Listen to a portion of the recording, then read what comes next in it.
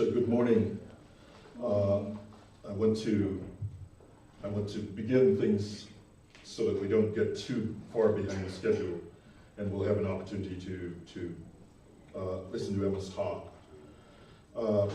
Just thought I'd start off by saying good morning to our distinguished guests, our faculty, deans, department chairs, faculty members, students, to welcome everyone here on behalf of our president, Dr. Crew, to the School of Science offering to the Medgar Evers College for Women's History Month. My name is Terrence Blackman, and I'm the Dean of the School of Science, Health, and Technology.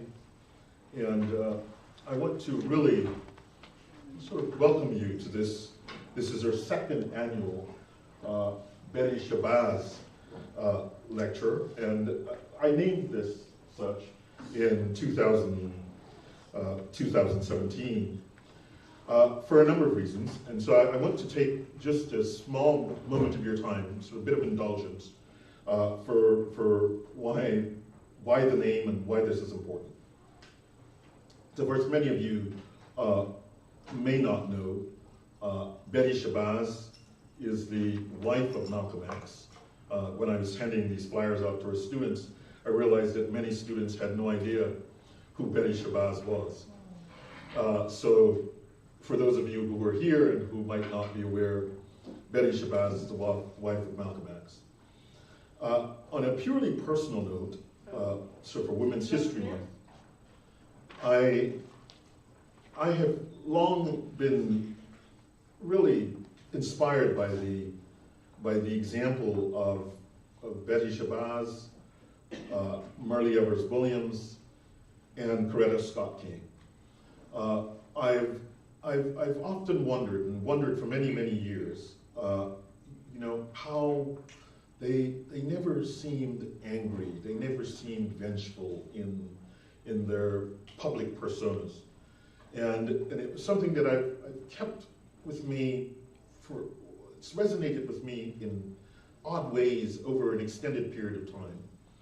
And in a way, I've been quite fortunate. I've been able to meet sort of two of these three people, Dr. Shabazz, who worked here, and Marley Evers, who's constantly here.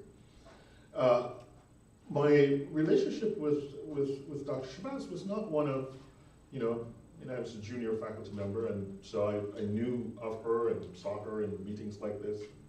But always, because you have a sense of the backstory. So you see the person sitting there with you, and you have a sense of kind of what has happened, and always very inspired by the example that was there in front of us. And so I've long thought that we at Medgar Evers needed to do something to honor this legacy that it's part of. So again, for those of you who don't know, Dr. Shabazz was part of our nursing department, and she was also part of our Office of Institutional Advancement. And I think I want to take the prerogative in a moment to ask one of our faculty members here, who has a much more encyclopedic knowledge of the history of the college, to just take a few words on Dr. Shabazz. But I want to finish my part of why we named this the Dr. Betty Shabazz Lecture. So in 2008, I was on a sabbatical at Mount Holyoke College, and I noted that at Mount Holyoke College there was an entire center dedicated to Betty Shabazz, and it struck me that it struck me then that we had absolutely nothing here that spoke to the legacy of Betty Shabazz. And so when I was offered the opportunity to serve as dean and to serve as the steward for this event, I thought that it was something that we should do as a School of Science here at the college, to have something that reflected the kind of intellectual depth that Dr. Shabazz gave to the college. And it was in that context that we named this lecture the Dr. Betty Shabazz Memorial Lecture. And last year, the lecture was given by Ulrika Wilson from Morehouse College. And she talked about the role of African American women in sciences, particularly mathematics. And this year, the lecture is going to be given by Dr. Ben, who's going to talk about biostatistics and diversity. And I also want to say just a small note about why this is actually something that is important to me. And again, it has a sort of very, very deep roots. In 2000, so I've been thinking a lot about the interface between biology and mathematics, between biology and physics, in part because in 2000 I attended a lecture many, many years ago in Allahabad in India. And one of the speakers in an offhand way sort of remarked that, really what will happen for the foreseeable future is that we're going to have to be thinking about this interface between physics and biology, the interface between mathematics and all of the other disciplines. And it seemed kind of a quaint remark in 2000, but I think now we see very, very clearly kind of the necessity for really understanding the challenges that come with technology, with biology, and how we understand them. Something that is going to be of critical importance to all of the individuals in this room, artificial intelligence. And when you think about, how will AI systems interact with us, broadly speaking, the populations who are minority populations, if we don't play a role in somehow designing these systems? Well, it's already clear. For example, face recognition software invariably does not recognize black faces as well as they recognize white faces, and that's not a on the surface that's not a priori. I don't think that someone there is attempting to do something that is racially motivated. It's just simply the nature of the questions that are being asked in that context. And so part of what I really want to do with these things is to bring individuals here who can kind of really begin to ask our young people about what kinds of questions you need to ask, what kinds of questions you ought to be asking.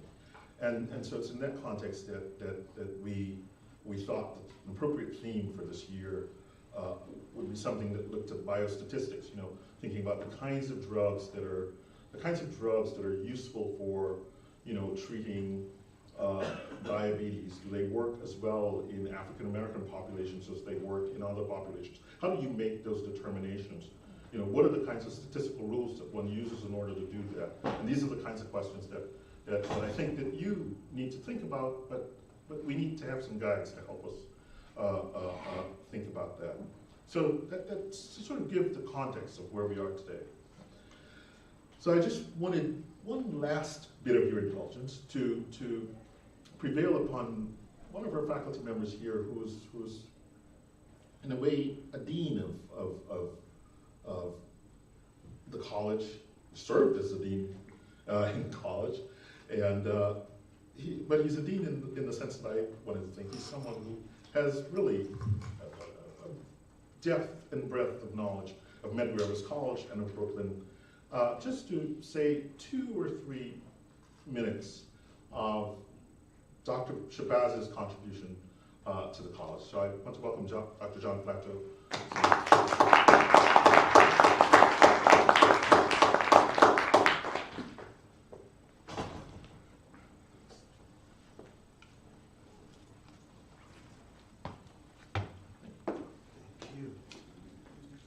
Thank you, Dean Blackman. He's covered a lot of ground already.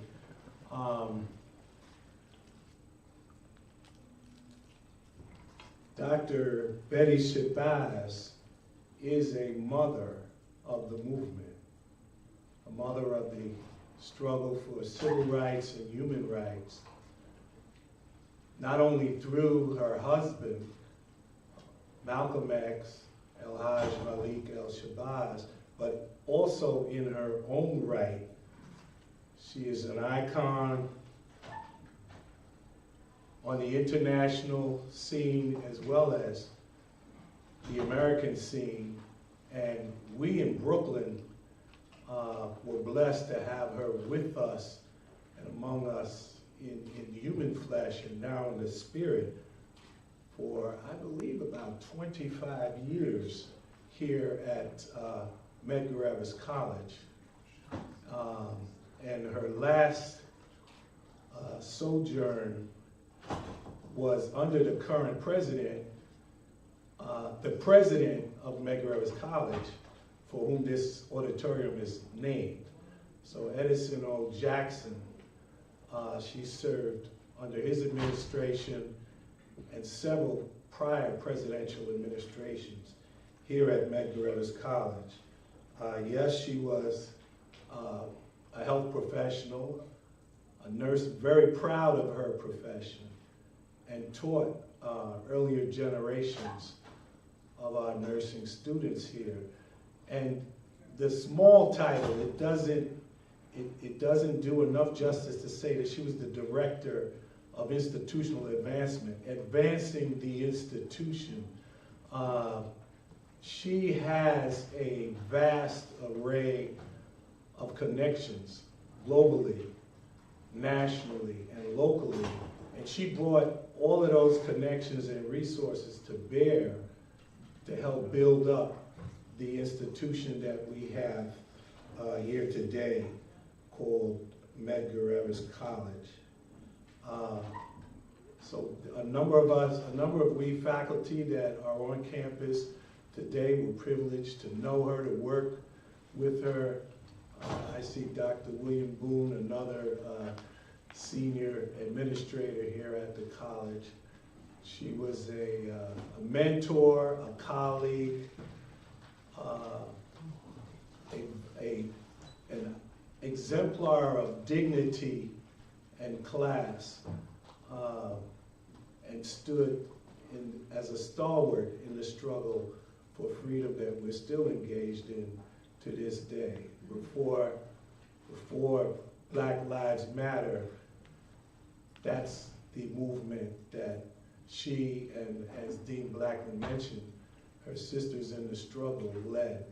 So we're here to hear in her honor a young exemplar, Dr. Emma Ben. So I'm going to get out of your way so you can hear our speaker for the day. Thank you. Thank you, Dr. Plateau. So I think let's get to Dr. Ben. So perhaps I'm going to ask one of our young students, Kendra Timon, to come forward and introduce Dr. Ben to us. Kendra.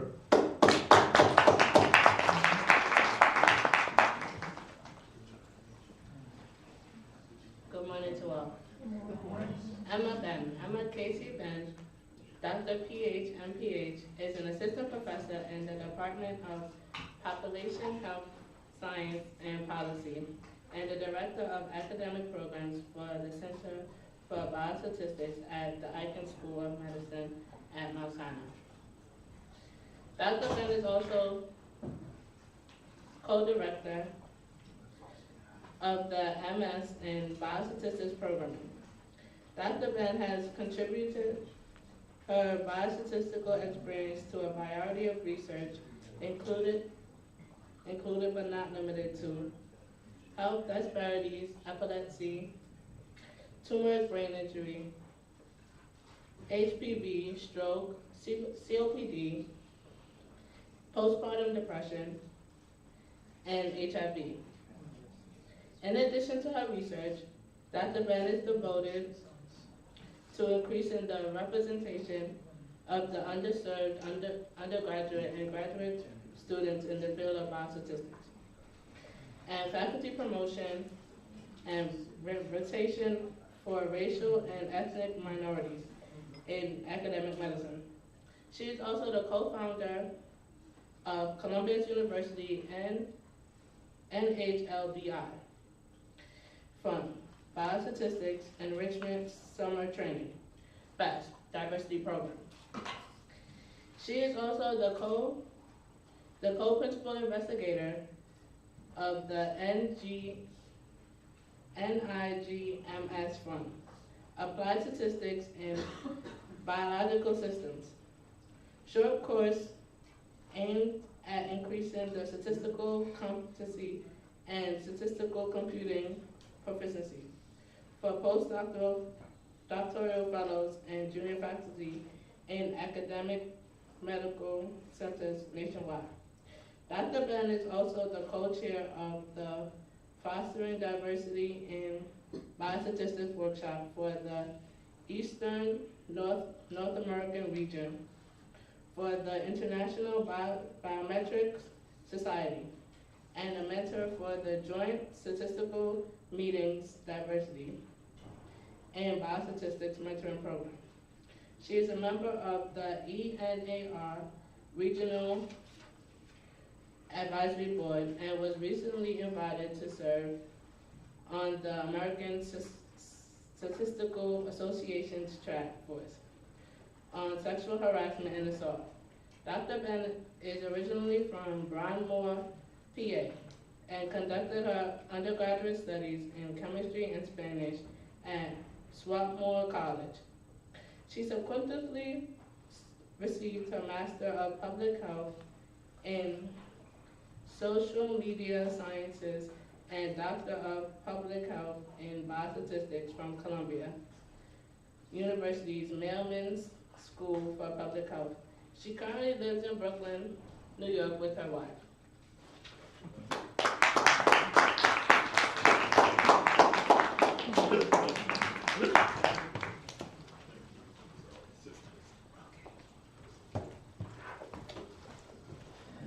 So, good morning, everyone. Good morning. Thank you for that introduction. I know it's not easy to be up here, right? So I thank you for stepping up to that challenge to be up here. I also want to thank the School of Science, Health, and Technology, along with the Department of Mathematics here at Medgar Evers College for inviting me to give this talk. And I just, want to say something. Now, I had initially, I guess it was right around the National Association for Mathematics, the Math Fest, that was held here at Medgar Evers College. I had the opportunity to meet some really brilliant mathematics faculty, both here at Medgar Evers and also from elsewhere. And I also got a chance to meet some amazing students.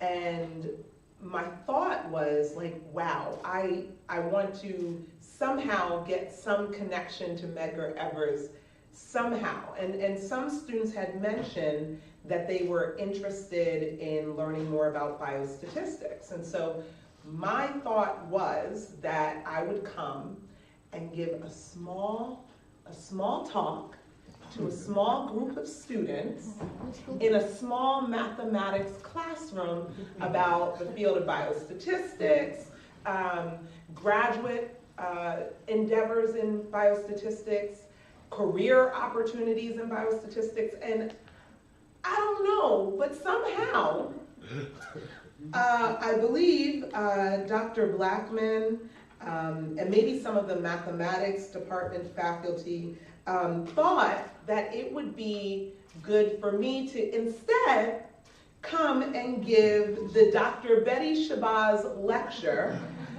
for Women's History Month today. Now, I will admit that I almost declined the invitation. And the reason is because,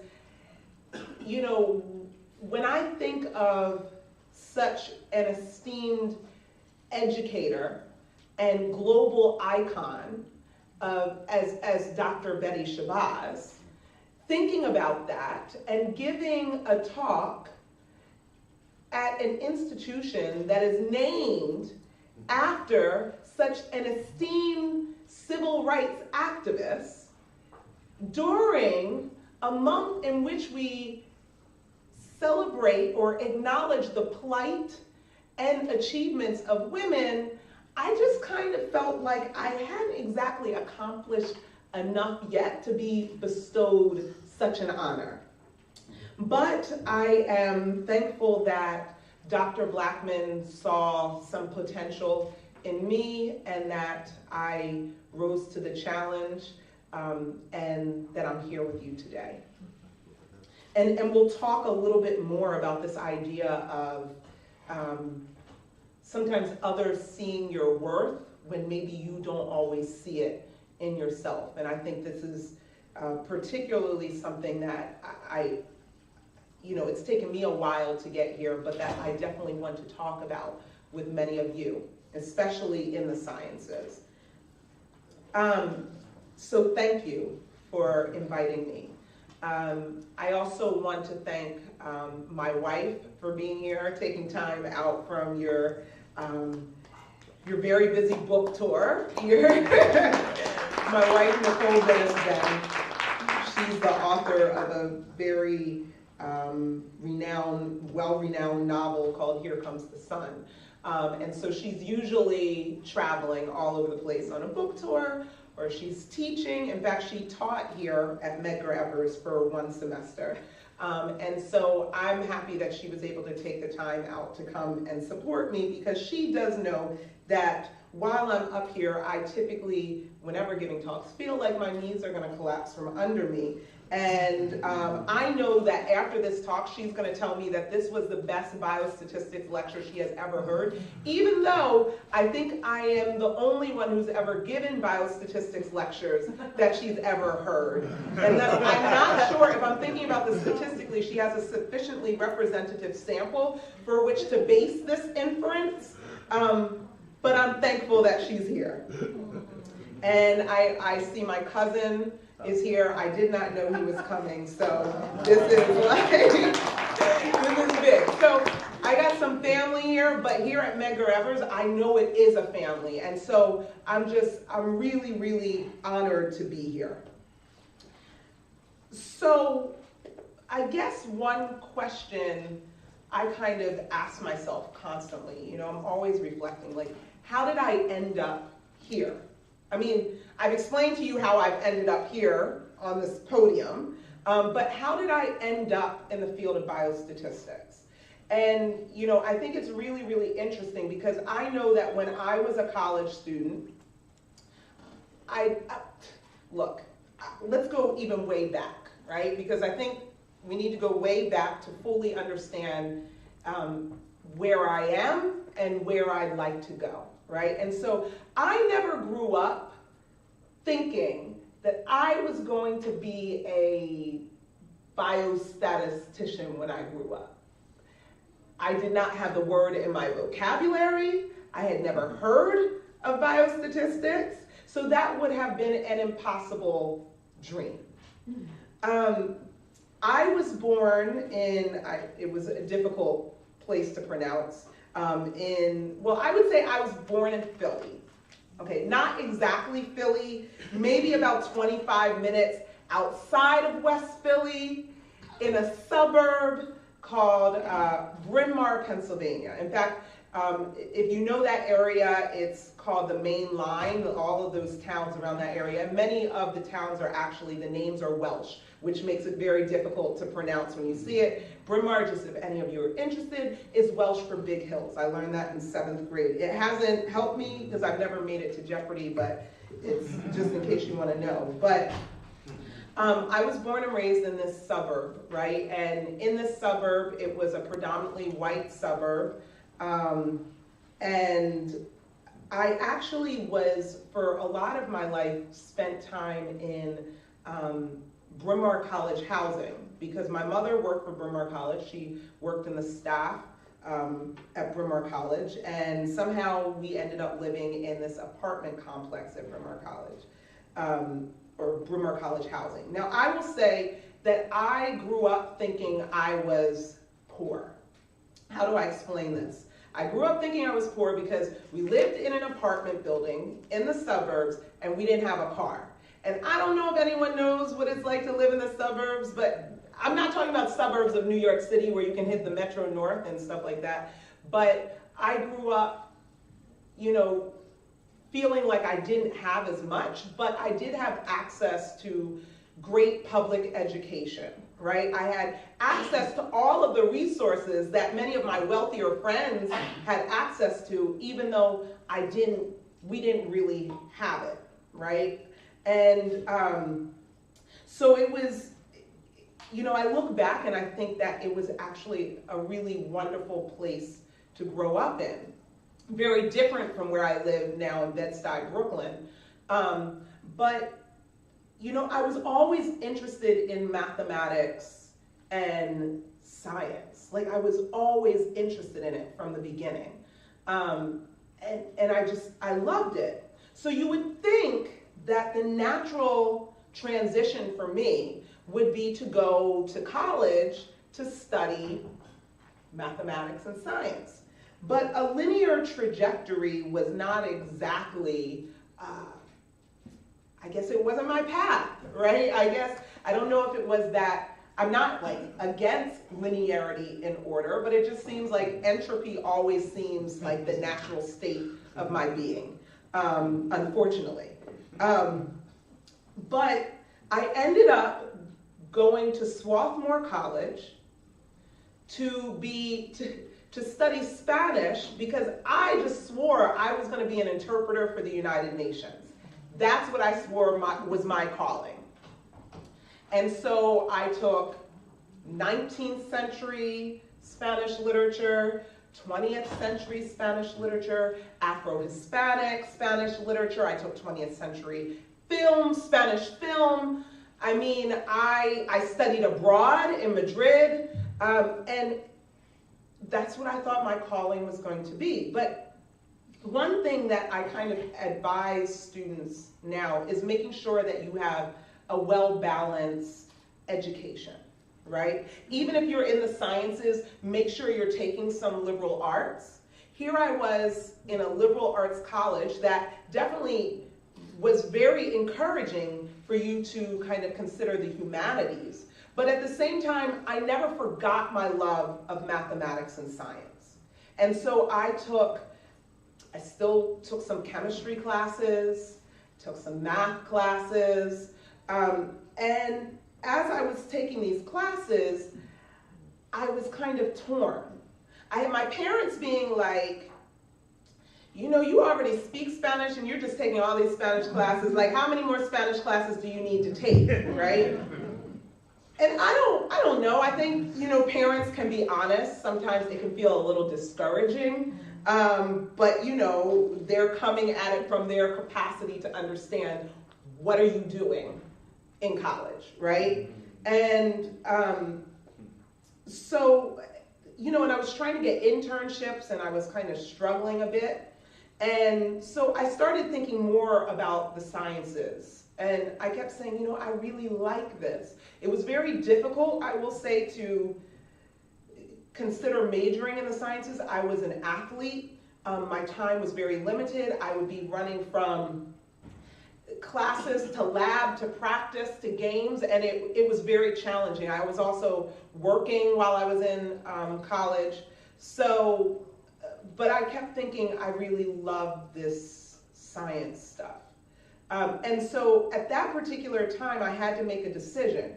While Spanish literature and the language and the culture, that came easy to me, and that could have been the easier path for me to take, I decided to go with a path that was a little bit more challenging.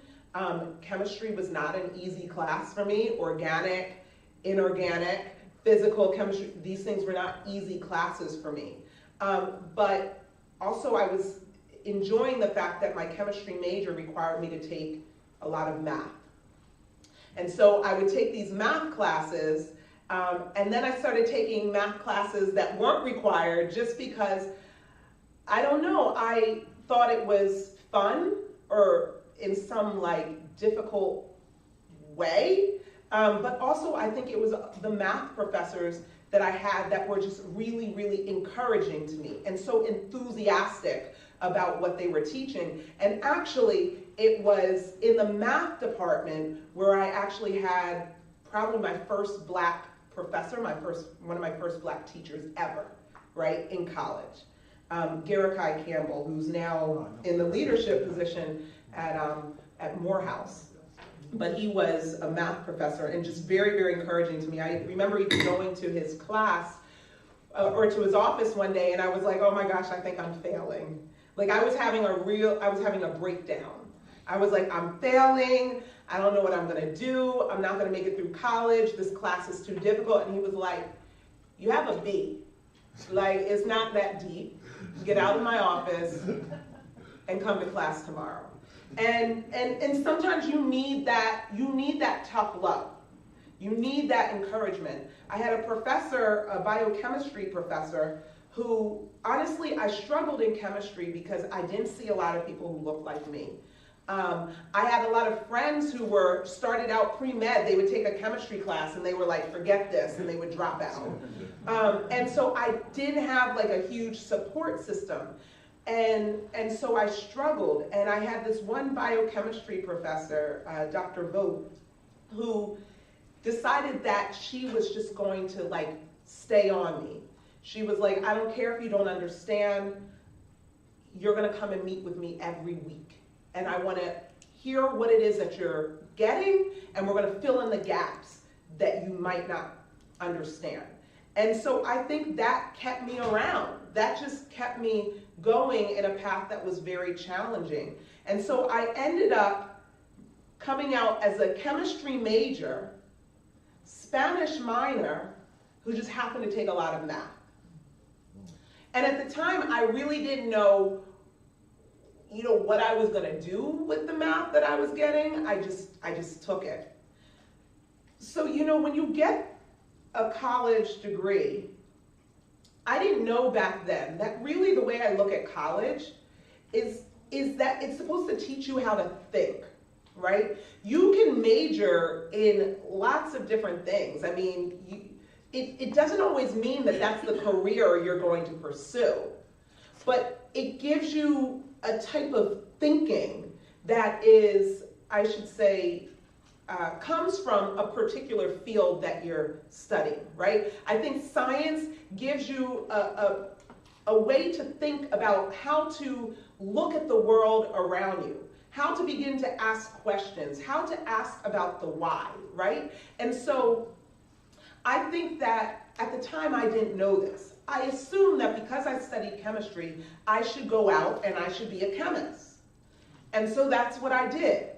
When I graduated college, I actually became a quality control chemist for a Johnson & Johnson company called McNeil Consumer and Specialty Pharmaceuticals. It's now referred to, I believe, as McNeil Consumer Healthcare. It's located in Fort Washington, Pennsylvania.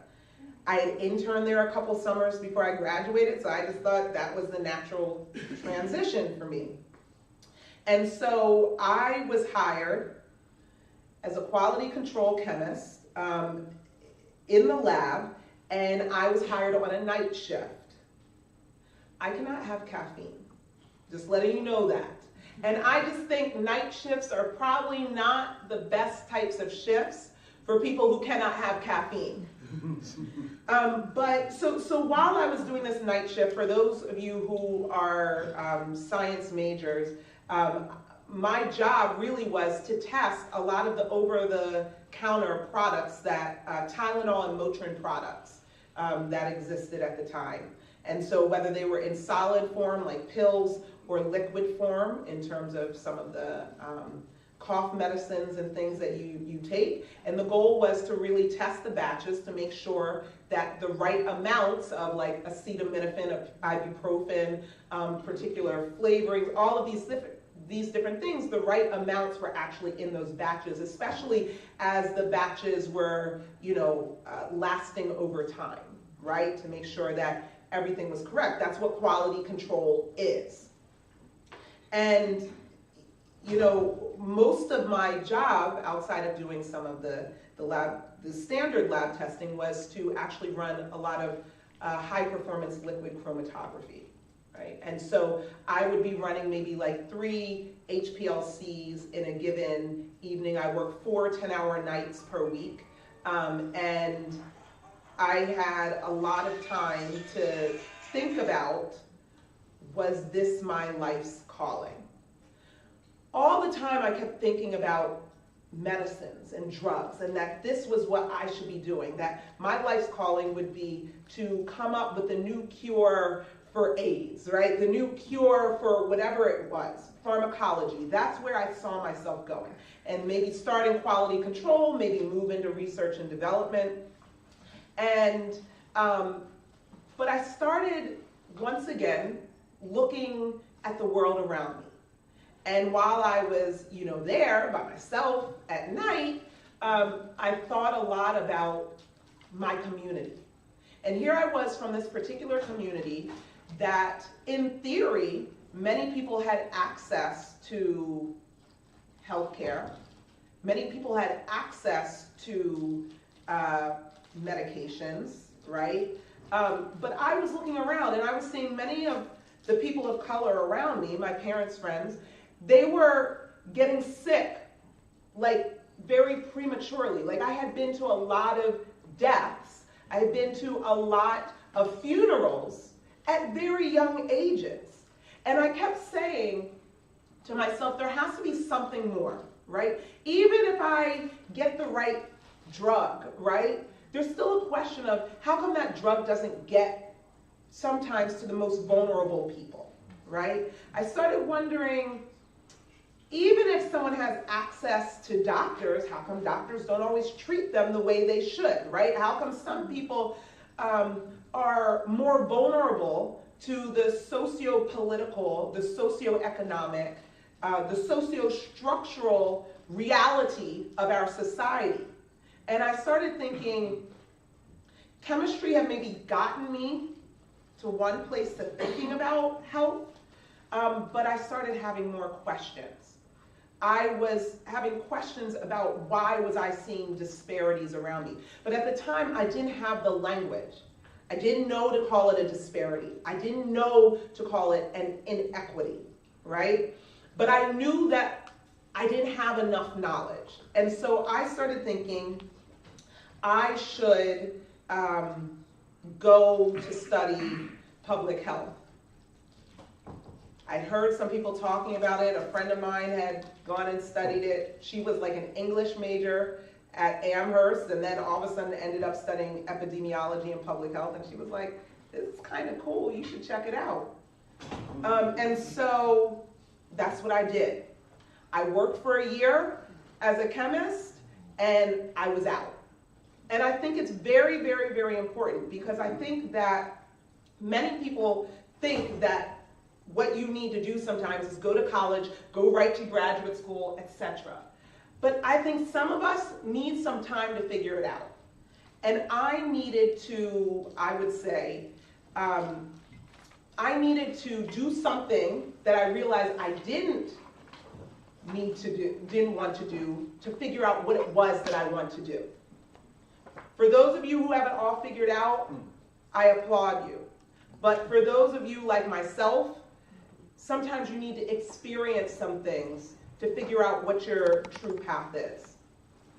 So I went off to study at Columbia University. That's how I ended up in New York. I went off to study I went to get my Master's of Public Health and study socio-medical sciences. I thought that was going to be what helps me have the language to talk about how we embody racism, how we embody discrimination, and it affects our health. And so I was taking a lot of classes that I would say felt more like sociology, anthropology, and I enjoyed them. But then I was also exposed to a statistics course. I know I'm a biostatistician, but I honestly had never taken a statistics course until I got into my master's program. So I probably was like 23 by the time I took my first statistics course. And I liked it. I also got exposed to epidemiology. And I should say, before I talk more about this, you're probably saying, well, what is biostatistics, right? And biostatistics is really a branch of statistics that is geared towards biomedical research, okay? So, you know, you can learn statistics and you can apply it to finance, right? In fact, probably if I applied it to finance, I probably would be making more money right now. But it's all good, it's all good. I was learning about how to apply statistics to answer questions about our health.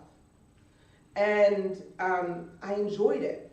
I enjoyed studying epidemiology, the study of the distribution of diseases in populations and the causes, right? And I was like, wow, all of a sudden something clicked. The technical education that I had gotten as a chemistry major at Swarthmore, taking a lot of mathematics, that technical brain in terms of how I think about things was still there. And while I loved socio-medical sciences, what I realized is I love the questions that are asked by sociologists. But I love the tool that statistics gives you to try to answer those questions. And so to me, biostatistics was like this tool. It was this thing that could say, if I have this jigsaw puzzle, right? I have all of these pieces. Biostatistics became something to help me figure out how do I put those pieces together to make sense of something. And so I was like, oh my gosh, like this is what I should be studying. And so I thought, well, I thought it was one of the things I should be studying. Once again, you'll see that I have difficulty kind of settling on things. And so I was like, I like epidemiology, I like statistics. And so what I did was I went to one of my epidemiology professors and I was like, I really like this field. I'm thinking I kind of like social epidemiology. And she was very discouraging. I told her I was interested in maybe studying a doctoral degree in it, and she was like, I don't think this is for you. And honestly, it was extremely discouraging. And, you know, I kind of felt like, wow, this is how it works, right? Like you go, you talk to a professor, you tell them what you're interested in, and they break you down.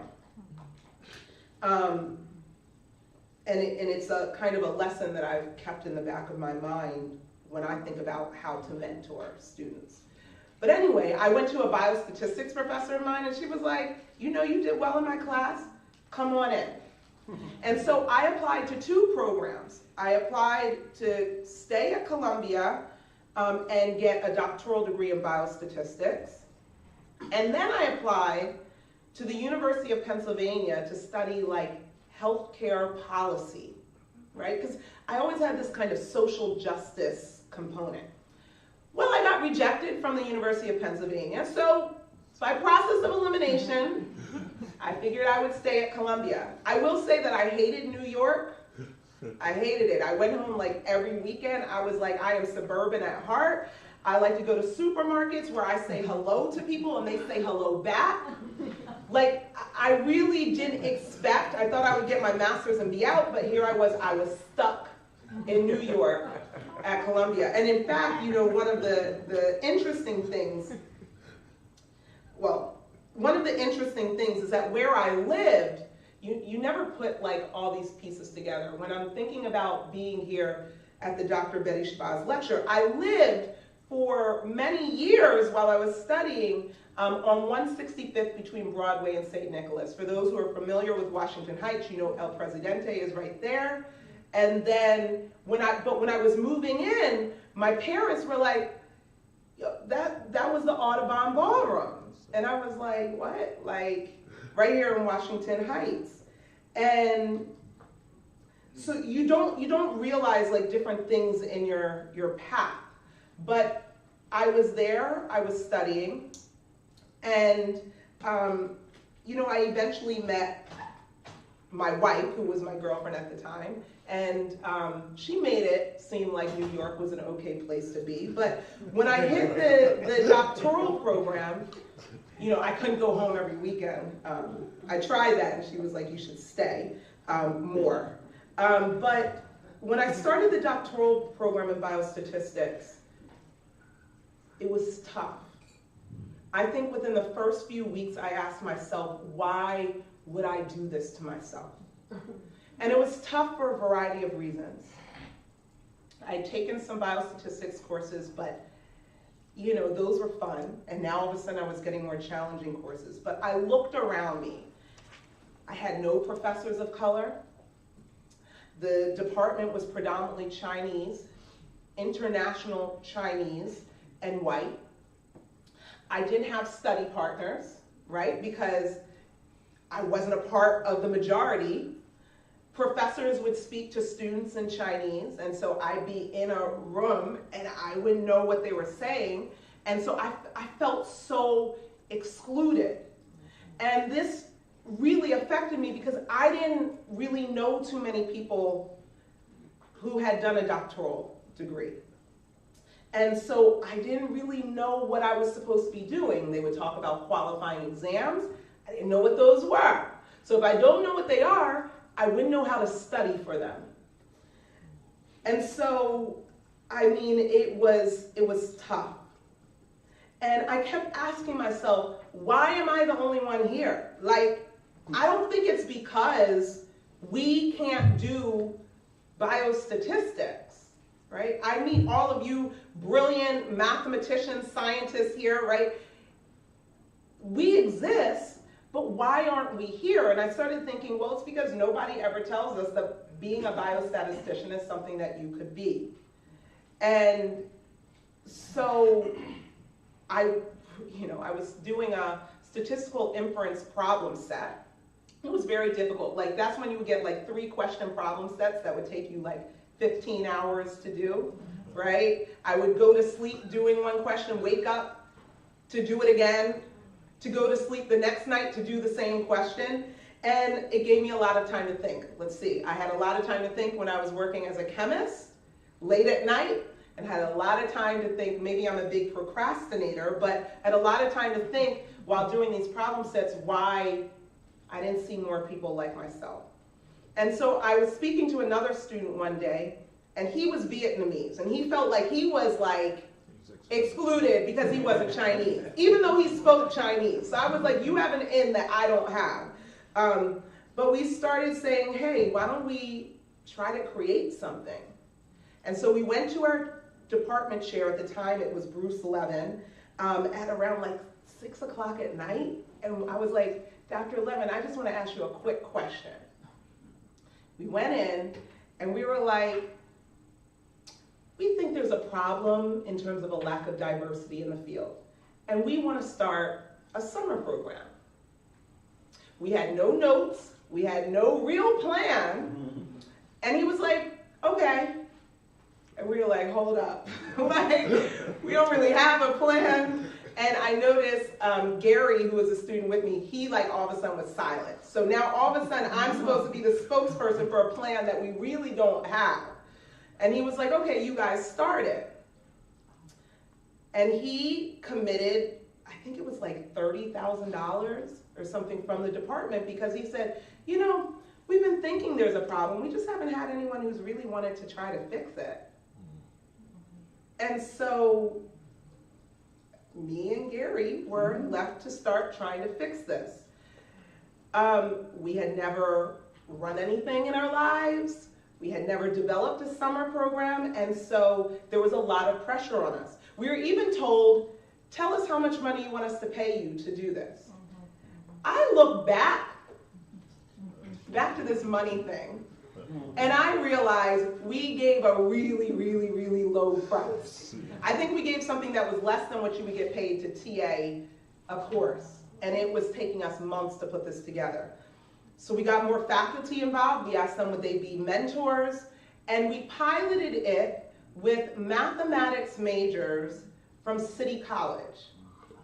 We went to the classroom and we said, would you like to be in our summer program? And the goal was to expose undergraduates, underrepresented undergraduates, to biostatistics, statistical computing, and the applications of biostatistics in biomedical research. And that was our first summer. We asked the admissions office, would they give free tips about how to apply to grad school. We called up Kaplan to ask would they give some free lessons on how you should prepare for GREs. I mean, we were like, we didn't have an assistant. So we were still trying to do our work for our classes, and we were still trying to build this summer program. And the summer program was a huge success. And all of a sudden, I would say shortly after that, the National Institutes of Health put out a funding solicitation for people who wanted to submit a grant to kind of for programs that would expose more people to biostatistics, underrepresented groups. It was like, that felt like it was written just for us. And so my mentor at the time decided to apply. We could not apply for that grant as students, we needed faculty. And all of a sudden we're awarded from the NHLBI this huge 5-year grant to continue this summer program. Since then, the program has been renewed. In fact, last year was the 10-year celebration of this program. And in fact, one of my current mentees, I'm going to call him out, Stephen, who's over there, who's in the math department, actually participated in that program, and that's how I met him, who's now become one of my mentees. But what I want to say is that during that time, when I think about Dr. Betty Shabazz, right, there's this assumption that everyone, that someone who's great must have just been great from the start, right? That they were like, I'm going to become an activist, or I'm going to become this global icon, or I'm just going to have greatness around me. And I don't know if that's always the case. I really do believe that many times it's about thinking about a small problem or a big problem and trying to contribute a small solution to that problem. I don't think that the Best Diversity Program is the only solution. But it was a solution that we figured we could offer given where we were at, given the resources that we have, and probably didn't think that it would last 10 years. We were thinking about it year by year. And so that probably was a start to understanding maybe what my calling was. My calling wasn't just to be a biostatistician. It was to think about different problems around me and how would I address them. I'm going to give time for questions, but I just want to tell you a little bit more. So that's where I was, right? And now, how has that influenced where I am now? Well, upon graduating from my doctoral program, I should say this. Before I graduated, I failed my qualifiers, okay? I failed my qualifying exams because, hey, I'm interested in bringing more people to the field, I'm working, I'm thinking that, okay, this is cool, I'm doing my classwork, but I didn't know how to study for real. And I failed my qualifiers. So what I want to say is that even when you want to help the masses, you have to understand still that you got to kind of make it through your day-to-day expectations. I didn't fully understand that. And so when I failed my qualifiers, I thought I was like the biggest failure ever. I didn't know that people fail qualifiers. I really struggled. I think my wife was like, you need to eat food. And I was like, how can I eat? My world is over. I failed the qualifiers. Nothing else matters, right? And I was very depressed. And I was told you can either take 6 months and try to take them again, or you could take 1 year and try to take them again. And I just figured, well, if I can't figure it out in 6 months, there's no way I'm going to figure it out in a year. This is going to be the end for me. Maybe biostats isn't my calling. But what I did was I went back and I started studying again. And I said, it doesn't make sense to study your strengths. which is what I was doing before. I needed to be honest with myself and start studying my weaknesses. Once I started studying my weaknesses, that's when I got better. So I think it's very easy to sit with what we know, but oftentimes you really have to be honest with yourself about what you don't know and try to address that. 6 months later, I passed the qualifying exams. Thankfully. Thankfully. But when I graduated, I assumed that the next thing I should do was do a postdoc, because that's what I heard everyone does. So I applied for a postdoc opportunity to do this kind of interdisciplinary, population health, social justice postdoc that I thought was going to be, it was perfect for me. I got rejected. I didn't get it. Once again, I thought my world was over. Now, those around me would probably say, like, you are like delusional. Because while I did get the postdoc, I had 2 job offers. One to stay at Columbia as faculty there, as a tenure track faculty, and one to be a faculty member at Mount Sinai, a tenure track faculty position. So I guess I did have options. It wasn't like my world was over, but I thought that I was supposed to do a postdoc. When that wasn't something that I could do, I decided that there were a lot of things going on in my head. I'd been at Columbia for about 7 years between my master's and my doctoral degree. Everyone knew me, but you know, I had talked to some faculty, and many faculty were like, it's hard being a professor here. And I don't know, I think a lot of people talk about what's called the imposter syndrome. I thought that, yeah, well, I had done well as a student, but I might not be good enough as a faculty member. And so my decision to go to Mount Sinai, which I'm fine with that decision now, but that decision had to do with my own insecurities about myself. And many of those insecurities sat with me, even within, I would say, a couple years even after becoming faculty. I kept thinking I wasn't good enough. I think academia has this way of kind of breaking you down a bit. But I still was thriving.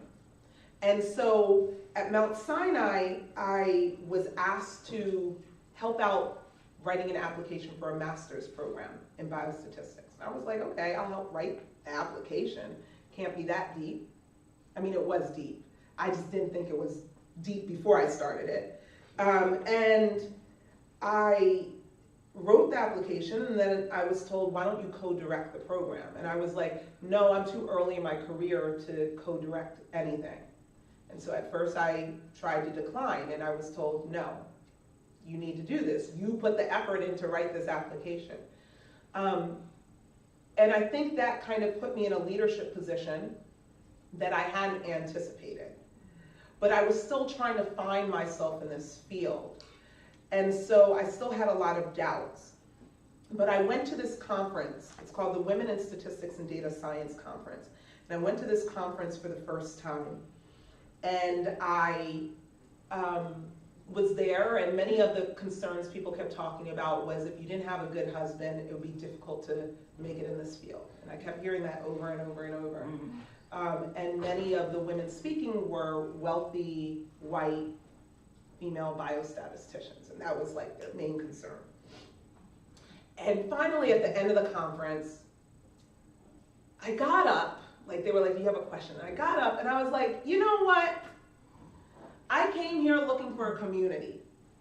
And all you guys are talking about is this heteronormative discussion about the only way that a woman can succeed is if she has this man by her side. And I was like, I'm looking around, half the women at this conference aren't straight.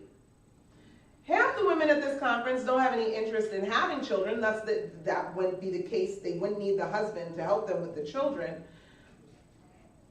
You know, many of us are people of color coming from lower socioeconomic backgrounds who, regardless of the barriers we've had, have to push through anyway. There hasn't been the help. And while we're at this conference for Women in Statistics, many of you have yet to look at the subgroups of women here and look at our plight. I figured I had nothing to lose. I was never going to come to that conference again. And it was at that point that all of a sudden, people started coming up to me and saying, wow, I really love your question. I had a woman come up to me from industry who was like, all they've been talking about is academia. And I'm in industry. Nobody understands my plight. I had international women coming up to me and saying, all they've been talking about is the domestic realities. They're not talking about the fact that some of us can't change jobs because we need a visa. And then I had all of these other women of color coming up to me. And it was in that moment that I realized I found my place. These women began to embrace me. And I found my community. And they kept encouraging me. And they started looking out for me. They'd be like, hey, Emma, there's this panel at the next Women in Statistics conference. We want you to talk about this. There's this board that we want you to be on. And so all of a sudden, just by voicing a concern or asking questions once again about the why, all of a sudden I was welcomed in. And that was the first time that I started gaining confidence in the field and started realizing that the questions I had mattered. And that's informed the research that I do. Much of the research that I focus on is just asking little questions. For example, when you're doing clinical trials, the National Institutes of Health are constantly saying, we need to do more to make sure that people of color are represented in trials, that women are represented in clinical research. And so we talk about it, right? And so some of the research that I've been doing lately is trying to figure out how can I create some type of automated metric that will hold people accountable for not including people of color in their trials. How can I use already developed methodologies to highlight the threats to the generalizability of the study findings when we are not there?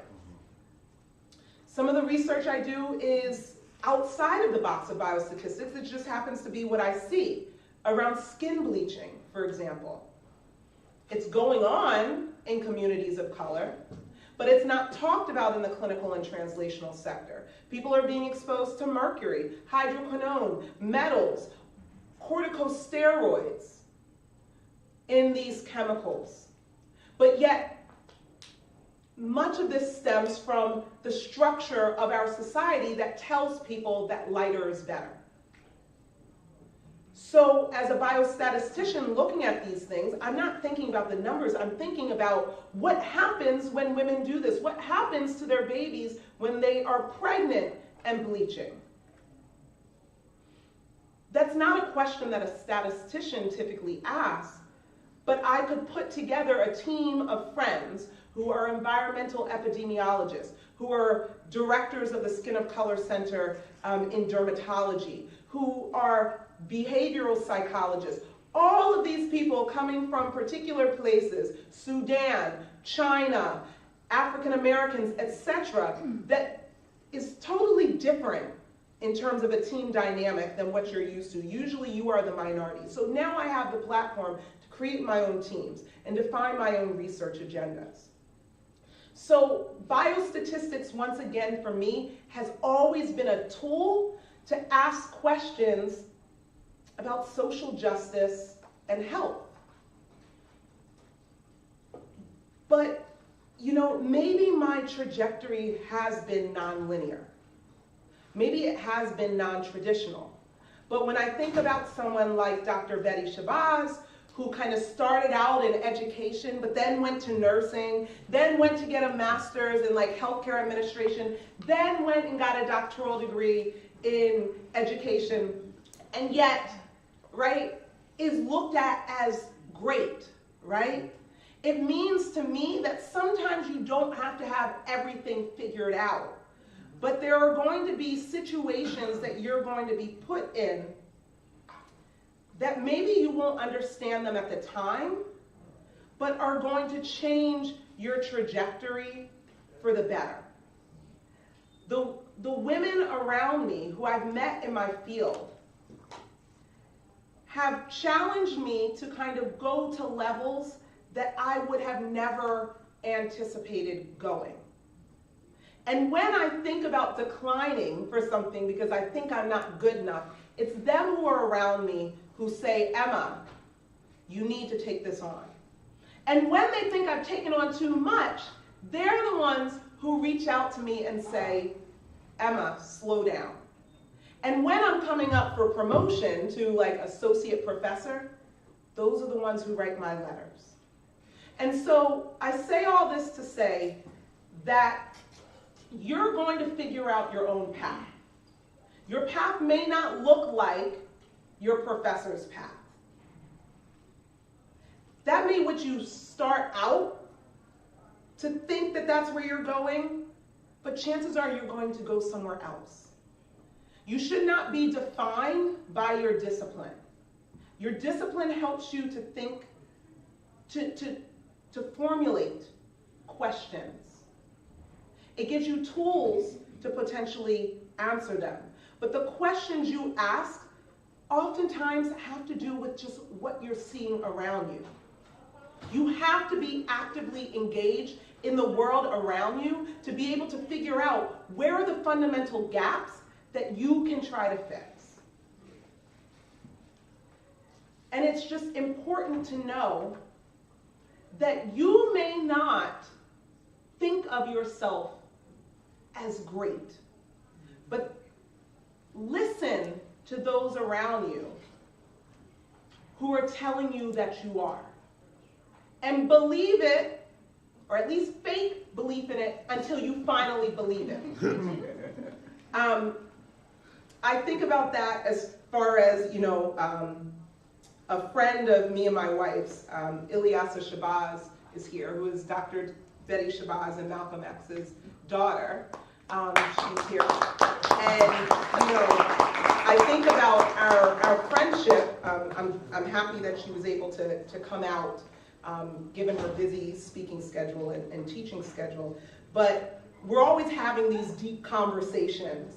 And I think about, this idea that here she is the daughter, right, of Dr. Betty Shabazz and Malcolm X, and therefore she can live her life just solely honoring the legacy of her parents, but that she in her process has also found her true calling to help others find their true calling and find the dignity within themselves. And I think that that has been a very inspirational lesson to me to understand that when we are given these types of platforms, it's very important that we understand that we are catalysts for change.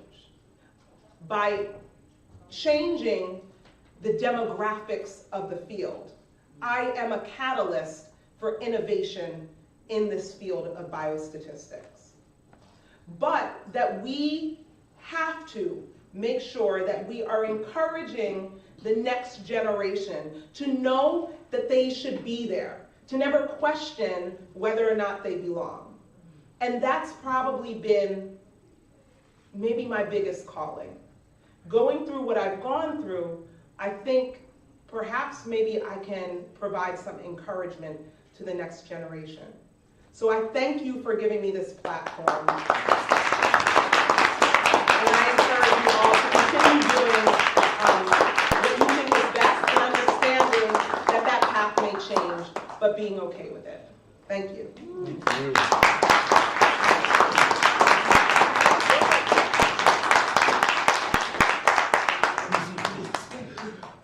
That was really wonderful. I think we have about 5, maybe 3 minutes if there are 1 or 2 questions. I know folks. So if someone has a question, we can go, or otherwise I can ask. We can do questions offline, and I can ask Michael to come up and say thank you. Does anyone have a question? It's okay. I don't bite. It's okay. You can go ahead and ask that question.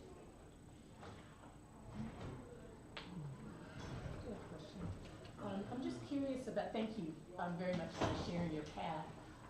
Now as an assistant professor, with the commitments that you've made to do a significant amount of, I would call service. How are you balancing that with your research requirements? Ooh, that's a good question. Especially because, to be very honest, I'm sorry, what's your name? Jamil Carter. Nice to meet you. Nice to meet you. I would say that I'm going to be straight up. I have hit burnout. And I think it is very common among Black, I should say, female faculty of color, because we're asked to do a lot of work and we're asked to do a lot of service. And sometimes we feel like it's necessary, like we have difficulty taking on saying no to another student who wants to be mentored by us. We have difficulty saying no to that panel or that talk that someone wants us to give. I think when I hit burnout, that's when I finally opened my eyes to determine my worth. That if I have taken on all of these things, it's important that those around me now acknowledge that. And how do I use that to leverage where I can go next, right? How do I figure out my path? But at the end of the day, I still have to be a researcher in the midnight hour. I still have to get done everything. I work at a soft money institution when it's about grants. Just right now, I've finally gotten to a point where I've started taking on what matters to me the most. So I'm not going to take on everyone's grant now. I'm going to take on the ones that matter to me. But I do think a lot of times, in my particular case, it was hitting rock bottom and hitting burnout before I started utilizing my own agency and starting to say, you know what? They'll find somebody else if I say no. This is not aligned with where I see myself going. And so now I'm just trying to be more aligned with where I'm going and try to align my service with my research. And I think once you can kind of do that, it allows you to kind of forge a path of less resistance, but keep note of everything you're doing. Make sure that shows up on your CV. Talk about that and the impact of what you're doing when you go for your annual evaluation every year. Make them see what you're doing, because sometimes they're used to us in kind of the service role and they don't always acknowledge what we bring to the table.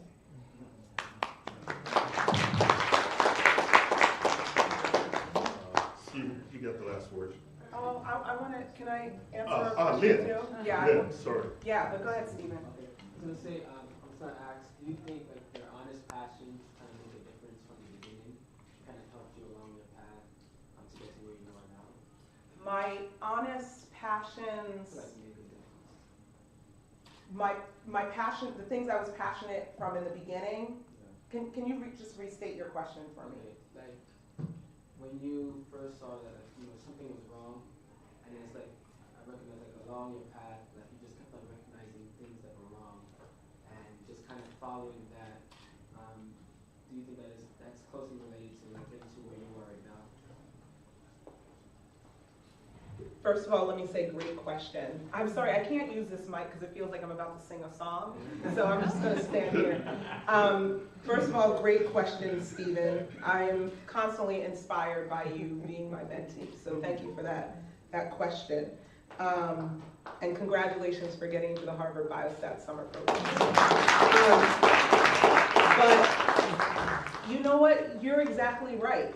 I think that just asking little questions and seeing little problems and constantly being concerned, first of all, with how we are treated in kind of society and healthcare,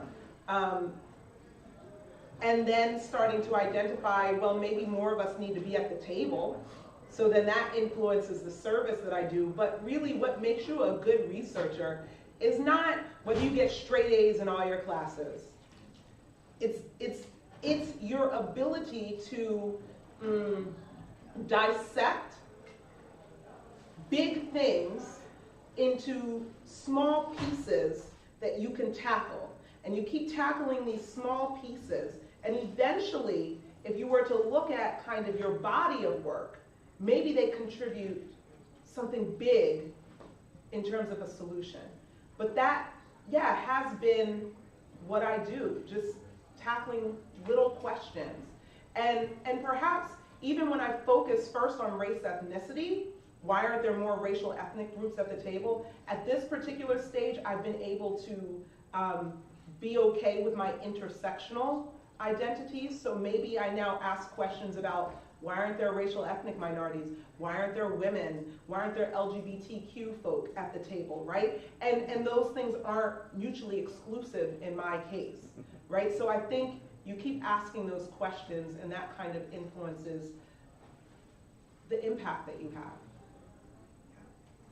And last question. Yes, I'm Len. I'm interested in a PhD in biostatistics. You're in a PhD in biostatistics? I'm interested. So I've converted you? Welcome, my sister.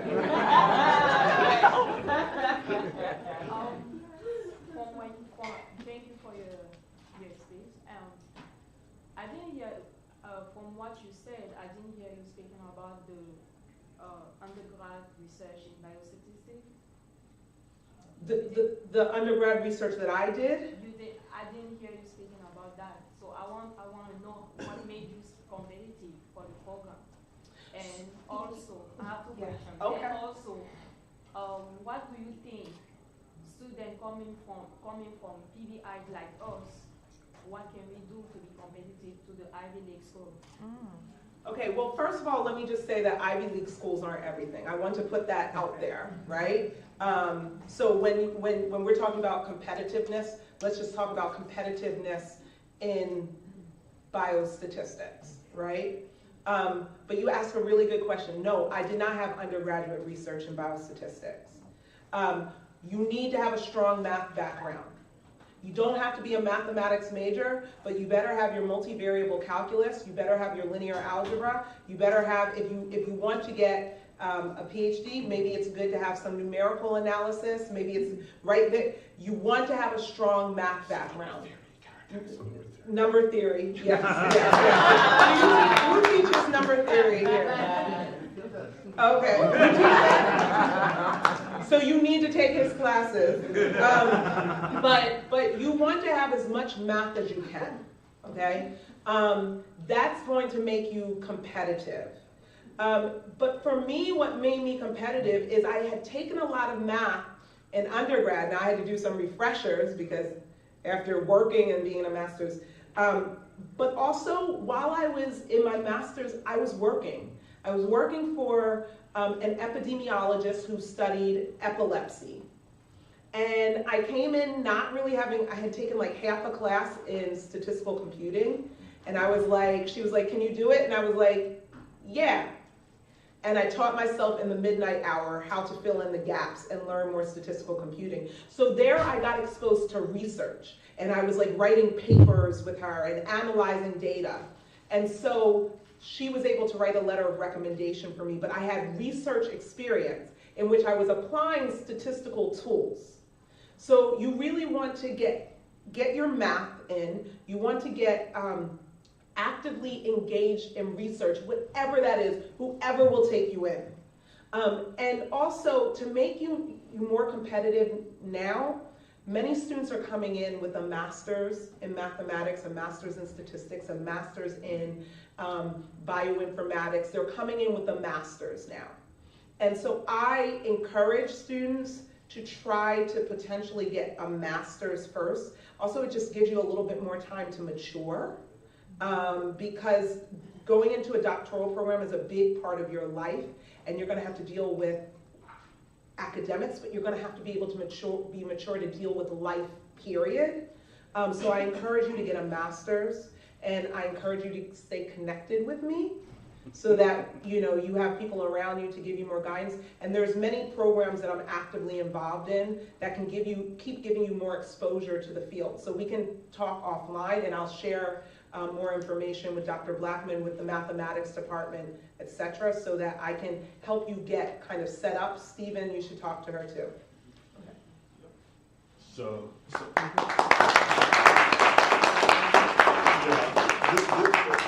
we could have this go on for a very, very long time, but unfortunately, the time has come for Michael to say thank you on our behalf. So come on up, Michael, and say thanks for us.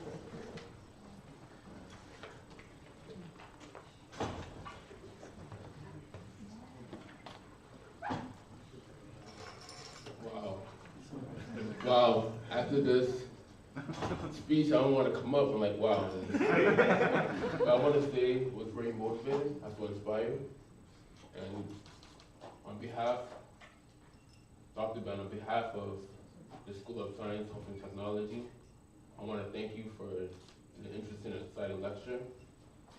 We really learned a lot. Like, there's a lot to think about, like, to digest, but I hope you accept this small token of appreciation. And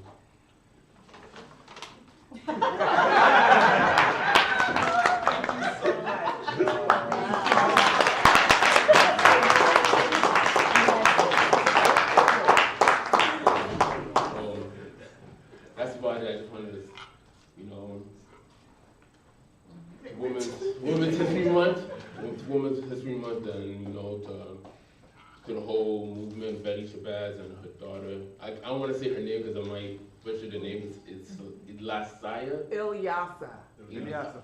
All right, I'm gonna say it next time. And I'm done.